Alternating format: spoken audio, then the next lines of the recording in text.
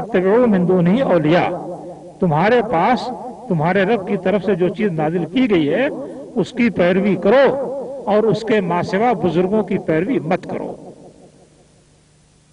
صاف صاف کہا گیا ہے جو چیز اللہ کی طرف سے نازل کی گئی ہے، ابھی آپ نے سنا کہ وہ کیا ہے، قرآن مجید ہے اور قرآن مجید کا بیان ہے جو نبی صلی اللہ علیہ وسلم نے کیا۔ یہ دو چیزیں اللہ کی طرف سے نازل کی گئی، ان کی پیروی کا اللہ تعالیٰ حکم دیتا ہے اور اس کے بعد بہت صاف اور دو ٹوک لفظوں میں کہتا ہے وَلَا تَتَّبِعُوا مِن دُونِهِ اولیاء، اس کے علاوہ اولیاء کی یعنی بزرگوں کی پیروی مت کرو۔ صاف صاف منع کیا گیا ہے۔ یہ جو بکواس ہوتی ہے کہ بزرگوں سے سنا ہے، بزرگوں سے سنا ہے، بزرگوں سے سنا ہے، یہ خالص بکواس ہے اور اس آیت کے کھلے ہوئے مخالف ہے۔ ظاہر بات ہے کہ اس کو کوئی اسلامی بات نہیں کہہ سکتے ہیں۔ جزاکم اللہ خیر۔ احباب ذرا تشریف بیٹھ جائیے، کھڑے کھڑے تھک جائیں گے، اگر تھک چکے تو بس کرتے ہیں، بس کریں جی، چلیے پھر شیخ صاحب خدمت پیش کرتے ہیں سال کی زبانی اور کہنے والے کی زبان سے ہی۔ شیخ صاحب رحمان مبارک پوری، جزاکم اللہ خیر۔ قاری عبدالباسط صاحب صحیح بخاری اور صحیح مسلم کے بارے میں فرماتے ہیں کہ اور اسی طرح ہمارے ہاں قرآن کے بعد صحیح بخاری اور صحیح مسلم کو صحیح کتاب مانا گیا، لیکن افسوس کہ یہ دو کتابیں بھی شیعہ کی مداخلت سے محفوظ نہیں۔ امام بخاری اور امام مسلم نے جن لوگوں سے حدیثیں لی ہیں ان میں ایک بڑی تعداد ان لوگوں کی ہے جو شیعہ تھے اور جنہوں نے تقیہ کیا ہوا تھا، اس لیے کہ ان کے مذہب کا اہم رکن ہے تقیہ کرنا، اپنے آپ کو چھپا کے رکھنا، ظاہر نہ کرنا۔ اور اس کی مثالیں خود صحیح بخاری اور صحیح مسلم میں موجود ہیں۔ آپ سن کے حیران ہوں گے کہ یہ جو جس چھوٹی حدیث کے بارے میں آج ہم سمجھنا اور جاننا چاہتے ہیں، اس چھوٹی حدیث کو امام الترمذی نے اپنے سنن میں 2 جگہ نقل کیا، اس کے باوجود کہ دونوں حدیثوں کی روایت میں شیعہ اور خود لوگ موجود ہیں، پھر بھی امام الترمذی نے انہیں نقل کیا۔ شاید اللہ تعالیٰ نے امام رحمۃ اللہ علیہ کی عمر اتنے زیادہ نہیں رکھی اور ان کو یہ فرصت نہیں ملی کہ وہ اپنی اس کتاب کی تحقیق کرتے ہیں۔ اسی طرح صحیح مسلم میں امام مسلم اسی منفرد حدیث کو لے آئے اور صحیح مسلم میں یہ حدیث موجود ہے۔ اس مشہور حدیث کا نام ہے حدیث قصہ، چادر والی حدیث، اور اس حدیث کا مفہوم کچھ یوں بنتا ہے کہ فضیلت شیخ یہ آیت صحیح مسلم میں منفرد حدیث کے لفظ پر رہنمائی فرمائیے۔ رسول نے فضیلت شیخ اس کے بعد قاری عبدالباسط صاحب کتب ستہ کے بارے میں فرماتے ہیں۔ تو جہاں تک صحیح بخاری اور صحیح مسلم کا تعلق ہے، کثرت احادیث یعنی کثرت احادیث صحیحہ کی بنا پہ ان 6 کتابوں کو صحاح ستہ کہا جاتا ہے۔ صحاح ستہ کا مطلب یہ ہرگز نہیں ہے کہ ان کتابوں میں کوئی چھوٹی حدیث نہیں ہے، ان میں سینکڑوں چھوٹی حدیثیں موجود ہیں جو تحقیق کی طالب ہیں۔ علماء اور محققین کی ذمہ داری ہے کہ وہ تحقیق کریں، خاص طور پر وہ حدیث ہے جن کو غالی قسم کے شیعہ نے روایت کیا ہے، اور اس سے صحیح مسلم اور صحیح بخاری بھی محفوظ نہیں ہے۔ تو اس لیے صحیح بخاری اور صحیح مسلم کوئی قرآن پاک کی طرح کی کتاب نہیں، قبول کر لیں، جیسا کہ اس وقت بہت سارے لوگوں کی عادت ہے کہ وہ آنکھیں بند کر کے صحیح بخاری اور صحیح مسلم کی ہر حدیث کو وہ لے لیتے ہیں۔ صحیح بخاری اور صحیح مسلم کی احادیث کی بھی تحقیق کی جانی چاہیے، اس لیے کہ صحیح بخاری اور صحیح مسلم کے اندر بھی چھوٹی یعنی موضوع حدیثیں موجود ہیں۔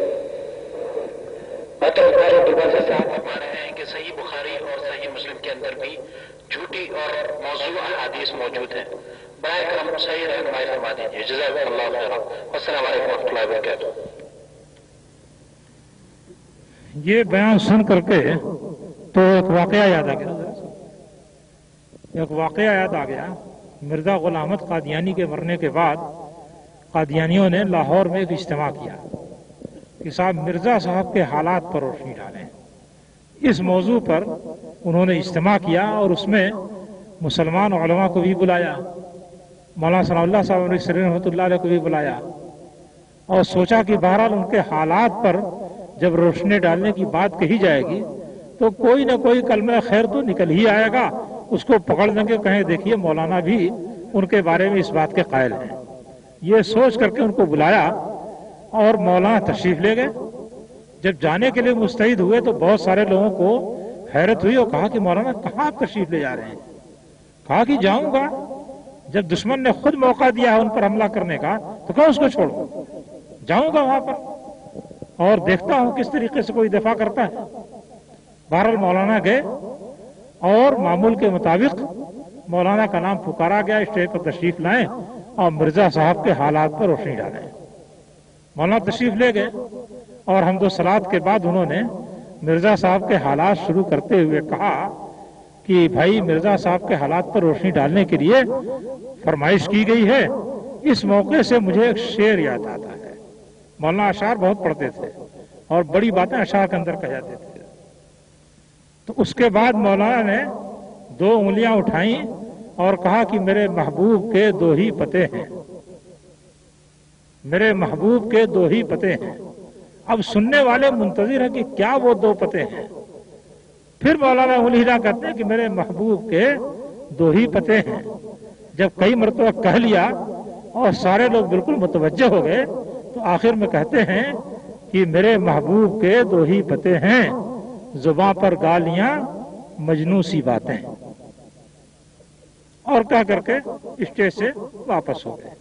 سب لوگ منہ تاکتے رہ گئے کہ یہ کیا ہو گیا، زباں پر گالیاں مجنوں سی باتیں۔ تو یہ جو آخری سوال ہے بالکل اس کا مصداق ہے کہ زباں پر گالیاں مجنوں سی باتیں۔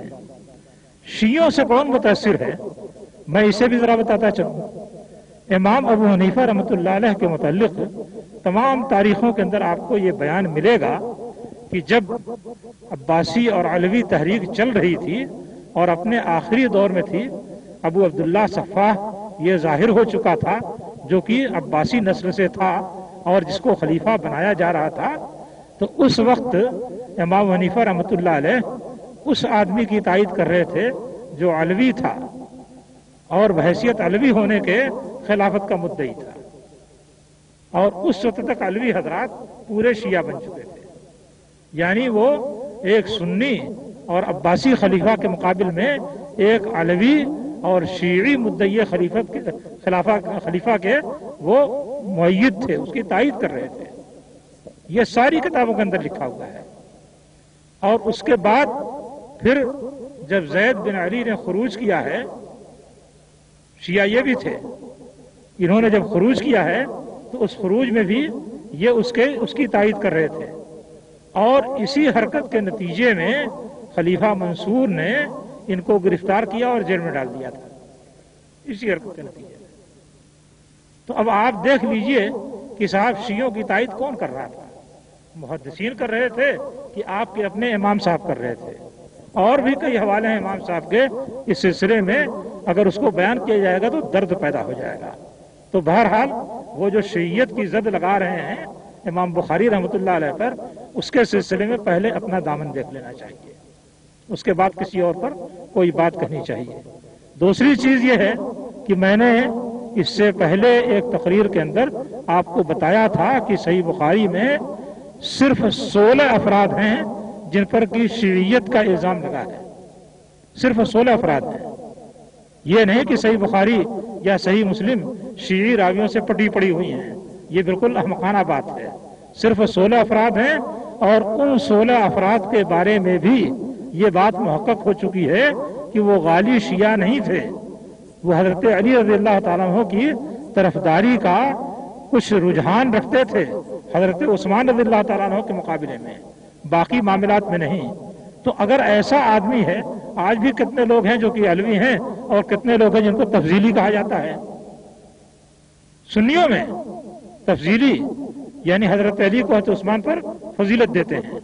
تو یہ مسئلہ تو اس وقت سے لے کر کے آج تک باعث اختلاف بنا رہا، اور آج تک اہل سنت میں کچھ لوگ اس کے قائل رہے۔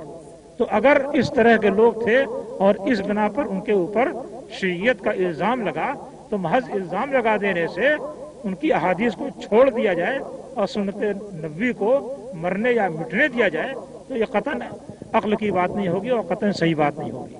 اس لیے جو انسان صحیح ہے، سچا ہے، اور اس کے اندر اس طرح کے بعض ایسے معاملے ہیں جو لوگوں کے درمیان مختلف بھی ہیں، تو محض اس مختلف ہی معاملے کی بنا پر اس کی سچائی کو چھوڑ نہیں دیا جائے گا، ختم نہیں کر دیا جائے گا.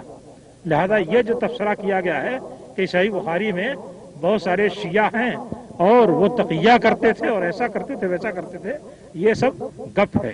وہ تقیہ نہیں کرنے والے شیعہ تھے، وہ لوگ تھے. امام شافعی رحمۃ اللہ علیہ پر شیعت کا الزام لگا دیا گیا اور انہیں کہنا پڑا کہ انکان رفضن حب آل محمد فلیشہد الثقلان انی رافضی. اگر آل محمد سے محبت کرنا یہی شیعیت ہے، یہی رفض ہے، تو جنوں انس سے گواہ ہیں کہ میں رافضی ہوں. کہنا پڑا کھل کر کے امام شافعی کو. تو محض آپ اپنی زبان سے کسی پر کوئی طعنہ مار دیں اور اس کی بنا پر اس کی روایت چھوڑ دی جائے، یہ تو قطعی غیر معقول بات ہے اور غیر معقول انسان ہی ایسی بات کر سکتا ہے. دوسری بات کہ صحیح مسلم یا جامع ترمذی میں وہ حدیث قصہ ہے اور اسے شیعوں نے روایت کیا ہے، اور اگر امام ترمذی کو موقع ملتا تو شاید تو وہ اس کو بدل دیتے. یہ بالکل غلط سی بات ہے. امام ترمذی کو موقع ملا تو انہوں نے کتاب کے اندر درج کیا ہے، ان کو زندگی ملی تو کتاب میں درج کیا ہے. بدلتے کہاں؟ وہ اس کو صحیح جانتے تھے تو صحیح جان کر کے انہوں نے کتاب میں درج کیا ہے، اور امام مسلم نے بھی اس کو صحیح جانا ہے تو صحیح جان کر درج کیا ہے. یہ خواہ مخواہ کی ٹسوے بہانے والی بات ہے کہ صاحب امام صاحب جاہل تھے، جہالت انہوں نے درج کر دیا. اب میرے پاس جو علم آیا ہے اگر وہ علم امام صاحب کو ہوتا درج نہیں کرتے. اس میں کون سا راوی شیعہ ہے اور کس درجے کا شیعہ ہے، اگر اس کو بیان کرتے تو ساری حقیقت کھل جاتی ہے. بس کہہ دیا کہ ایک راوی شیعہ ہے اور شیعہ تقیہ کرتے تھے، ایسے ہوتے تھے ویسے ہوتے تھے، یعنی ایک مجہول بات پر ساری بنیاد رکھ دی. کیونکہ معلوم بات پر بنیاد رکھنا چاہیں گے تو بنیاد رکھی نہیں جائے گی، پتھر چھٹک کے کہیں اور چلا جائے گا. نبی کریم صلی اللہ علیہ وسلم پر جب آیت تطہیر نازل ہوئی جس میں اللہ تعالیٰ نے خطاب کیا کہ یرید اللہ لیذهب عنکم الرجس اہل البیت ویطہرکم تطہیرا، اللہ تعالیٰ چاہتا ہے کہ تم سے گندگی کو لے جائے اے اہل بیت اور تم کو انتہائی پاک کر دے. یہ خطاب ازواج مطہرات کے خطاب کے ضمن میں آیا ہے، اس لیے یہ صاف بات ہے کہ اس سے مراد ازواج مطہرات ہیں. لیکن ازواج مطہرات کے علاوہ اور بھی نبی صلی اللہ علیہ وسلم کے خاندان کا کوئی فرد اس میں شامل ہو سکتا کہ نہیں ہو سکتا ہے. اس بات کو واضح کرنے کے لیے وہ لوگ جو اس لفظ میں بظاہر شامل نہیں ہو رہے تھے ان کو نبی صلی اللہ علیہ وسلم نے چادر میں لپیٹ لیا اور کہا کہ اللہ تعالیٰ یہ بھی میرے اہل بیت ہیں، ان سے بھی گندگی کو لے جا اور ان کو بھی پاک کر دے. اس میں حضرت علی تھے، حسن حسین تھے، حضرت فاطمہ تھیں. ظاہر بات ہے کہ حضرت علی اس طرح سے اہل بیت نہیں کہے جا سکتے تھے. تو جو لوگ اس لفظ میں اپنے ظاہر کے اعتبار سے شامل نہیں تھے ان کو بھی اس فضیلت میں شامل کرنے کے لیے نبی صلی اللہ علیہ وسلم نے ان کو لپیٹا اور اللہ تعالیٰ سے دعا کی کہ اللہ تعالیٰ ان کو بھی اس میں شامل کر دے. یہ سیدھی سادی بات ہے اور اس میں کسی قسم کا کوئی فساد اور کوئی خرافات نہیں ہے. معلوم نہیں اہل بیت سے یا یہ کہ حضرت علی اور ان کی اولاد سے کیوں یہ بیر ہے کہ وہ اس نیکی یا اس فضیلت کے اندر داخل نہ ہو سکیں، اور اگر کسی حدیث کے ذریعے داخل ہو رہے ہوں تو اس حدیثی کو جھوٹیوں من گڑھتے ہیں. اچھا، پھر بتایا کہ صاحب صحیحین کو اس لیے صحیحین نہیں کہا جاتا ہے کہ اس میں ساری حدیثیں صحیح ہیں، بلکہ اس لیے کہ غالب حدیثیں صحیح ہیں ان کو سیاہ ستہ کہا جاتا ہے. مطلب یہ ہوا کہ سیاہ ستہ میں جو 4 کتابیں ہیں ان میں تو ضعیف حدیث صحیح ہیں، بخاری مسلم میں بھی ضعیف حدیثیں ہیں، اور صرف ضعیف نہیں کہہ رہا ہے.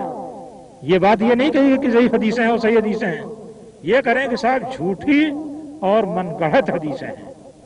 یہ اتنی بڑی جرأت ہے کہ کوئی بڑا سے بڑا حنفی مولوی بھی آج تک اس کی جرأت نہیں کر سکا ہے کہ صحیحین کے اندر گڑھی ہوئی حدیثیں کہے یا کتب ستہ کے اندر گڑھی ہوئی حدیثیں کہے. میں نے جیسا کہ اشارہ کیا تھا صرف ایک حدیث سنن ابن ماجہ میں ہے جس کے متعلق کچھ لوگ اس بات کے قائل ہیں کہ یہ گڑھی ہوئی ہے، اور اسی بنا پر سنن ابن ماجہ کا درجہ ساری کتابوں سے زیادہ نیچے گر گیا، کیونکہ اس طرح کی مشکوک حدیث کو لے آئے ہیں۔